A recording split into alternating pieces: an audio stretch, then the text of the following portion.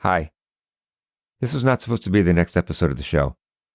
I still have the final regular episode to release, Legacy, but I'm waiting for something special to arrive before I can release that one. And then there's the listener memories of the dream season, and possibly some other surprises still to come, but recent events have changed that. Early in the morning on New Year's Day, my father, my best friend, my dad, passed away. It was fairly sudden, drawn out over the course of a week after suffering a stroke on Christmas night. I'm going to do my best to not make this a full story of his life, but he needs to have the spotlight shown on him, as this podcast would not exist without his influence on me. When I finally started releasing episodes of this project, I had hoped to have it done by Father's Day of 2022, as a gift to him. Obviously that didn't happen, but the majority of it was done not long after Father's Day 2023. I'm saddened that he won't be able to hear the final episodes, nor be able to include his memories, so I'm hoping that this episode will accomplish that. My dad, Albert Edwards, was born in 1944 and grew up on Fisher's Island, a small island off the coast of southeastern Connecticut. It was, and is, technically part of New York State, but is basically Connecticut due to the proximity to Connecticut and because New London is the home port for the ferry to get to the island. Fisher's Island is a small island, and during the 1950s, the island boasted a robust population of nearly 500 people, compared to the 225 or so that live here today. The class sizes at the school were small, but still managed to produce some pretty good athletes. Growing up, my dad played many sports with his older brothers and other island kids. According to an article in the New London Day in June of 1957, he won a foul shooting contest when he was in 8th grade.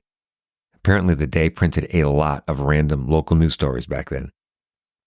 He earned his varsity letter in basketball his freshman year, and that's when I believe his connection to the University of Connecticut began. His coach, beginning during the 1956-57 season, his 8th grade year, was Konstantin Chigger. Coach Chigger was a 1956 graduate of UConn, earning a degree in physical education. He and his wife moved to Fisher's Island that fall and began teaching phys ed and coaching. My dad talked about Coach Chigger often, but I don't recall hearing anything about him and any connections to UConn. But in doing some research, I found that Coach Chigger incorporated his alma mater into his teachings. In April of 1959, near the end of my dad's sophomore year, Coach Chigger invited Robert Kennedy, the head of intramural sports at UConn, to speak at their end-of-the-year banquet. Mr. Kennedy also brought film of UConn's 75-53 victory over Fordham from January to show to the kids. Kennedy would go on to become the head coach of the men's track and cross-country teams at UConn for more than 25 years before retiring in 1985. That 1958-59 UConn squad, coached by Hugh Greer, finished 17-7, losing in the first round of the NCAA tournament to Boston University, 60-58. Hey, look, a parallel to the dream season. Just 31 years later, UConn would avenge that loss in the first round of the tournament. The following summer, my dad, along with his good friend Peter Waddington, whom he maintained a lifelong friendship with, attended Boys State on the campus in Storrs. Between that week on campus, most likely playing some ball in the fieldhouse, along with Coach Chigger's influence, certainly instilled the love of UConn men's basketball in my dad that he would eventually pass on to me. After graduating high school in 1962, my dad joined the Navy, serving aboard the USS Kearsarge, an aircraft carrier based out of Long Beach, California. He played pickup games with some notable people, including Joe Bellino, the 1960 Heisman Trophy winner from Navy. After leaving the Navy in 1966, he was recruited to play basketball for some small schools, including Columbia Basin College in Pasco, Washington, before attending West Valley College in Chapman, California. I assume that he played basketball there, but sadly, I'm not 100% sure. And again, if he did, I'm sure I would have heard about it a few hundred times over the years. He eventually moved back east before marrying my mom in 1969. They settled in East Hartford and attended many Hartford Capitals games, whose roster featured former UConn star Wes Balasuknia. I was born in 1973, and we lived in Manchester, Connecticut.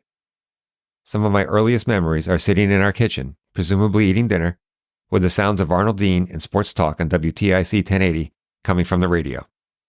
My dad claimed that he was at the Civic Center for the UConn-UMass game in January 1978, before the roof collapsed a few hours later. My mom can't confirm that, but also can't dispute it, so we'll let him have that one. He most certainly attended more UConn games during the 70s. My parents ended up divorcing in 1979, with my dad moving to Ledyard and my mom settling in Torrington. This is the point where things become clear for me in terms of memories and recall. At that time, my dad was working at Triangle Wire and Cable in Jewett City, Connecticut, as a distribution manager. He eventually formed a friendship with Dave Messier, who worked for Norwich Express, a trucking company in Bosworth, Connecticut. Dave was our primary source of tickets to UConn men's basketball games. I'm not 100% sure of the first game that he took me to, but I have a solid, educated guess. It was Saturday, February 27th, 1982. The mighty Georgetown Hoyas and their super freshman Patrick Ewing were the opponents for Senior Day at the Hartford Civic Center. The reason I'm sure this is my first game is the indelible memory of me being extremely sad. My only exposure to UConn at this point was the aforementioned Arnold Dean talk, occasional local news highlights of a game, looking through UConn yearbooks that were mixed in with Sports Illustrateds at my dad's, and whatever he told me about the team and the players. So there I am, 8 years old, sitting in the Civic Center, and before the game even starts, there's a ceremony on the court. 3 players, Mike McKay, Chuck Alexinis, and Corny Thompson, are being presented with flowers by their parents. Apparently, this is the final time that these players will be playing in front of the home crowd, as they're seniors and will be graduating after the season. I remember being so sad, and every single senior day that I've been to since that day has moved me. Anyway, Georgetown won the game handily, 60-42. UConn would lose a heartbreaker in their Big East tournament opener a few days later against St. John's, which was also held at the Civic Center, and the season would end with an NIT loss at Dayton, 76-75. Georgetown would fall in the national championship game to Michael Jordan in North Carolina a few weeks later. That game began a tradition of going to as many games as possible. It certainly wasn't every game, and in fact, it was only a handful, if that, most seasons. Games would have to have been played on the weekend that I happened to be visiting my dad, and usually just afternoon games in Hartford. The usual scenario went something like this. My dad would pick me up in Torrington around 9:30 a.m. on a Saturday. We would head to Hartford, but make a pit stop at the McDonald's in Unionville on Route 4. I'd have some hotcakes, he'd have some coffee, and we'd continue on to Hartford. We'd arrive at the Civic Center early and do some shopping. There was a bookstore, a candy store, most importantly, the Hartford Whalers team store. After the shopping, we'd enter the Coliseum, grab a program and some of that famous Civic Center pizza, which I can still taste to this day, and sit in our usual seats, halfway up in section 214, above the UConn bench. Over the next 5 seasons, we would attend those Saturday afternoon games, and usually a Connecticut Mutual Classic game while I was enjoying Christmas vacation. Watching Earl Kelly play was a highlight, but sadly, his off-the-court troubles tended to be the larger story. Games started to become more memorable in the 1986-87 season. I was now 13 years old, and the Huskies had a fiery new head coach, Jim Calhoun. That first season provided one of the best memories for me during this era. Again, Senior Day at the Civic Center, this time for Jerry Besselink, on Saturday, February 28, 1987. Seton Hall was the opponent, and the Huskies were wrapping up a dismal campaign for Calhoun's first season. They entered the game with an 8-18 record and were without the services of their 2 best players, Cliff Robinson and Phil Gamble, who were suspended for academic issues.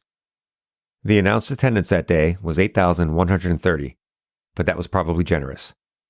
During the first half, I noticed a lot of empty seats directly behind the UConn bench. In fact, there were 1 row behind where Cliff and Phil were watching the game.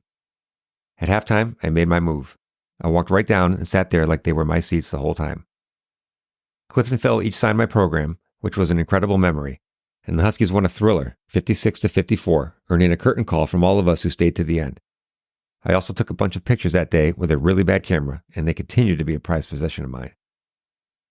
A few months after that game, in August, my father brought me to the UConn campus for the first time, to drop me off for a week of hoops at Jim Calhoun's basketball camp. I roomed at McMahon Hall with a kid from Holy Cross in Waterbury. I've forgotten his name, but he and I would see each other over the next few years when Torrington High and Holy Cross matched up in hoops. My coach that week was the great Jerry Besselink. My main memories from camp were how wonderful Jerry was, what a great guy Dave Lato was, how tall Bill Liness was, seeing the giant hole in the ground next to the field house where Gamble would soon be sprouting from, and doing a lot of running in Geyer Gym. I also remember my dad being there on the final Friday to watch our games and to see us receive our awards. My first time watching a game at the Fieldhouse would come a few months later for the opener of the 1987-88 season against Maryland Eastern Shore. Being so close to the action was a treat, as was the 102-63 UConn win. My dad and I would return to the Fieldhouse for one of, if not the greatest game that we saw together, the NIT quarterfinal matchup against Virginia Commonwealth. Dad picked me up after school that Friday afternoon, and off we went for the loudest, hottest, most exciting game I'd ever experienced up to that point. They were on their way to the Final Four. Well, the NIT Final Four, but who can expect UConn to make it to the real Final Four, right? My dad went to both the NIT semis and the finals at MSG, and we thought that was as good as it could get. Little did we know. I'm going to skip over some other highlights in an effort to keep this episode relatively brief, but I can't skip over the dream season. I went to 3 games that season, Syracuse, Pittsburgh, and California, but only one of those with my dad. That was the Syracuse game, which to me was the launching point of the run. Somehow we ended up sitting in seats reserved for wheelchairs, right at the top of Section 101. Aside from the win, which was incredible, the enduring memory for me was the loud booing of the officials as they walked off the floor at halftime. My dad went to the Georgetown game a few nights later, so he was lucky enough to enjoy both games at Magical Week. We watched the opening night of Gampel and the Big East tournament together on TV. As for the shot, neither of us actually saw Tate's shot go through the hoop live. I'll share my story in another episode, but my dad was so despondent after Tate missed the jumper, he took our dog Trapper out for a walk, certain that the game was over. As I got older and graduated high school, our opportunities to go to games together dwindled, but certainly did not go away. We saw Lindsey Hunter single-handedly end the 1991-92 season, and we watched an incredible freshman named Ray Allen explode on the scene in 1994, amongst other moments. We were also in the house for the famous UConn women and Tennessee Lady Vols matchup in 1995. My dad moved to North Carolina briefly in the spring of 1998. While there, he was able to be at Greensboro Coliseum to watch Rip Hamilton's buzzer beater to beat Washington in the Sweet 16. That same day, he also ran into one Jim Calhoun. They exchanged information, and later that summer, Coach Calhoun was my father's guest for a round of golf on Fisher's Island. Coach invited my dad to a game the following season, and we had pretty good seats to see the Huskies destroy Michigan State during the 1998-99 championship season. We went to the 2003 Big East Tournament semifinals and watched UConn beat Carmelo Anthony in Syracuse. We watched the 2004 and 2014 national championship games together. We went to the welcome home rallies at Gampel in 2011 and 2014. I FaceTimed him from my seat as the final seconds ticked off the clock in Houston in April of 2023. My dad had a lot of favorite players, and a few that he moaned and groaned about on occasion. He was partial to Gavin Edwards because of his surname, and that he also wore his favorite number, 33. But his all-time favorite player, which I thankfully had the foresight to ask him this past week while he was in the hospital, was Daron Sheffer. My dad never missed watching a game on TV. Over the past 30-plus years, when most games were televised, I'd be shocked if he missed more than 5. The last UConn game my father watched was the St. John's game on Saturday, December 23rd. Ironically, I attended that game with my daughter. It was her first time at a game in 20 years. We sat in section 114, as I wanted her to have a better view than what I usually had, sitting up in 214. I probably drove her crazy that night, pointing out the seats that I sat in with my dad, where we would get our food, how there used to be a mall right here, etc. I do know that my dad was happy that we were in the building that night. I'm still incredibly heartbroken and stunned that my dad is no longer here. Those of you who have lost a parent most certainly understand that feeling. I called my dad twice a day, every day. We would always talk about the weather, my daughter, the Mets, the Dolphins, my fantasy football teams, my dogs. But most of the talk, especially in the winter, focused solely on the UConn men's basketball team. Knowing that I won't be doing that ever again crushes me. It's taken me a while to write these words and even longer to record them without bawling like a baby. But this podcast simply would not exist if it wasn't for my dad. He instilled in me a love for this basketball program. I needed to put something out there to honor him and to thank him for passing his love of UConn basketball on to me. In a strange twist of fate, my dad died due to heart disease, which is a cause that is near and dear to Jim Calhoun. Coach Calhoun and his wife Pat each lost a parent to heart disease, inspiring them to generously support cardiology research at UConn Health over the past 3 decades.